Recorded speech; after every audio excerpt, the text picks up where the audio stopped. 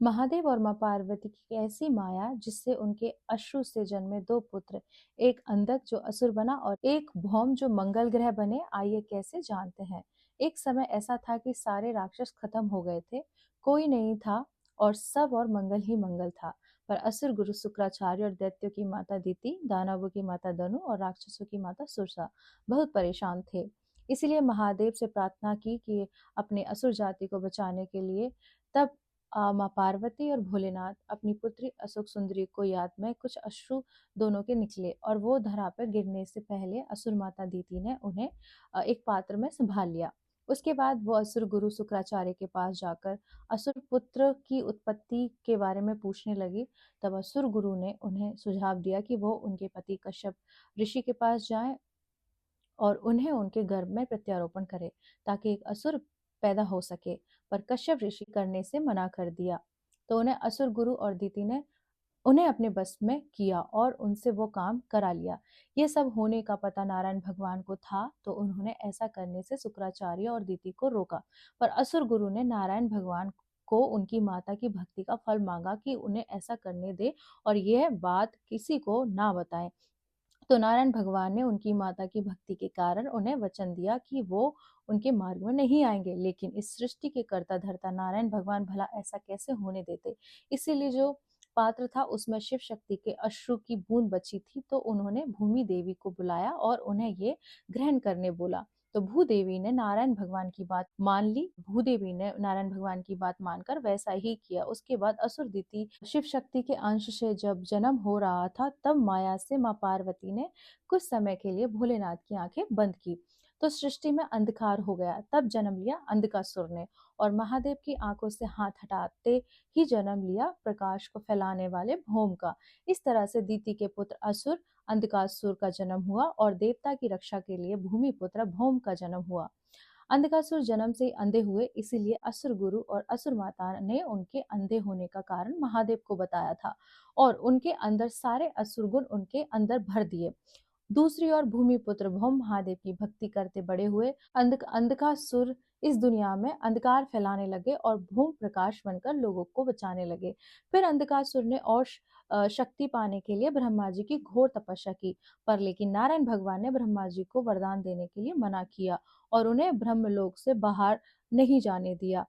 और ये बात असुर गुरु जानते थे, इसीलिए तपस्या के समय और घोर तपस्या के लिए दिति और असुर गुरु ने उनके शरीर को जला दिया और उनकी तपस्या करते करते अंधकासुर की आत्मा ब्रह्मलोक में जा गिरी। अब क्या था, ब्रह्मा जी को वरदान देना पड़ा। तो उस वक्त अंधकासुर ने जो वरदान मांगा वो था, पहला वरदान मांगा कि पहले उनका अंधापन खत्म हो जाए। दूसरा वरदान मांगा कि उनकी मृत्यु तब हो जब वो अपनी माँ पर कुदृष्टि डाले। तीसरा ये कि जहाँ पे अंधकासुर का रक्त गिरे वहां पे और बहुत सारे अंधकासुर पैदा हो जाएं। इस तरह से वरदान मांगा तो ब्रह्मा जी ने उन्हें वरदान दे दिया। उसके बाद क्या था, जैसे ही शक्ति आती है आदमी को अहंकार आने लगता है और समझता है अब वही है। तो फिर अंधकासुर ने हाहाकार मचा दिया चारों तरफ, वो चारों तरफ अंधकार फैलाने लगा। ब्रह्मा जी को सबको अंधा और सब पर आधिपत्य जमाने लगे। इस तरह से अंधकासुर का आतंक बढ़ने लगा। दूसरी ओर भौम जो जानते नहीं थे उनके पिता कौन है, वो अपनी माँ से पूछने लगे, पर माता को भी नहीं पता था कि उनके पिता कौन है। तब भौम को उनकी माता ने उनके पिता के बारे में नहीं बताया। तब भौम अपने पिता की खोज में निकल निकल गए। तब नारायण भगवान ने उन्हें बताया कि वो महादेव के पास जाएं, उन्हें अपना गुरु बनाए और उनसे अस्त्र शस्त्र की शिक्षा ले, तब उन्हें सब ज्ञात होगा। तब वो महादेव के पास जाते हैं और महादेव से उनके गुरु बनने की प्रार्थना करते हैं। तब महादेव उनकी परीक्षा लेते हैं और उन्हें मना कर देते हैं। तो भौम नहीं मानते हैं, तो महादेव को अपने प्राण छोड़ने के बाद अपने सर दीवार में मारने लगते हैं। तब उनके खून बहने लगता है। तो भौम की निष्ठा जानकर महादेव उन्हें शिक्षा देना शुरू कर देते हैं। और भौम सब कुछ अच्छे से सीख जाते हैं। उसके बाद महादेव उनसे गुरु दक्षिणा में भौम से कहते हैं कि वो जाकर अंधकासुर से वेदों की रक्षा करे, सृष्टि की रक्षा करे।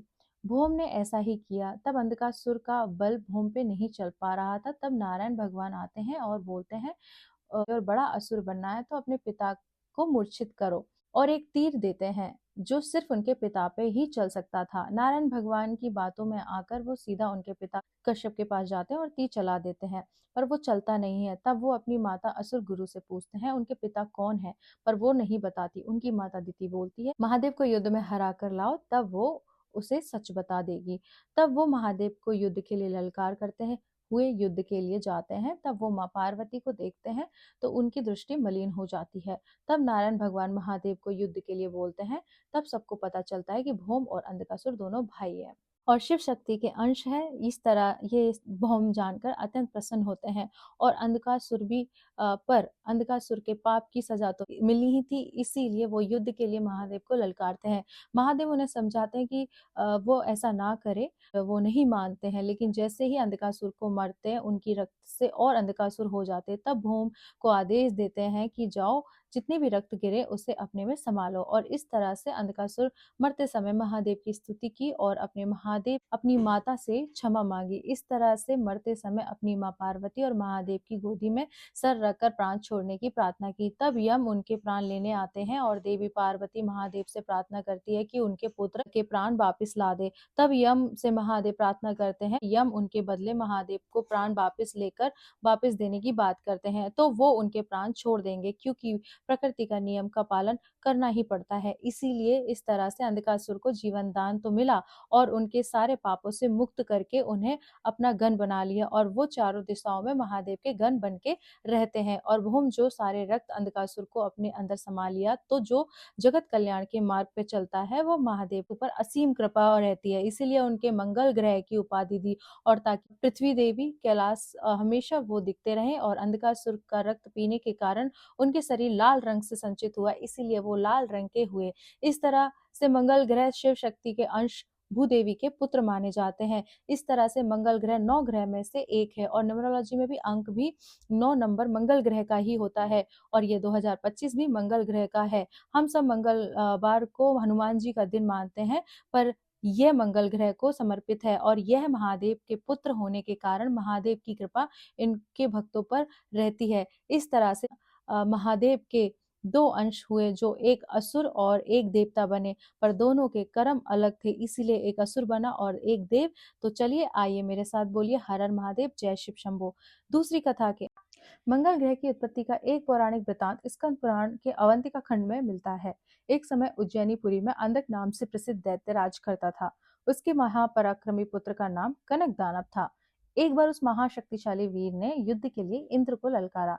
तब इंद्र ने क्रोधपूर्वक उसके साथ युद्ध कर उसे मार गिराया।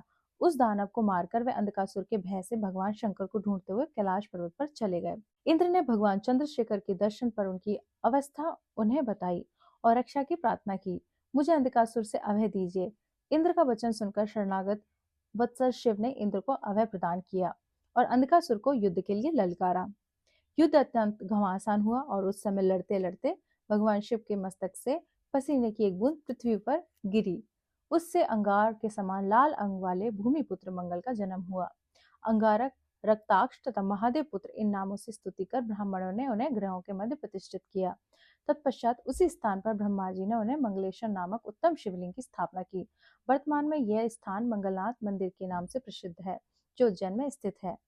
ऐसी और वीडियो देखने के लिए YouTube लिंक पर सब्सक्राइब करें। Thank you.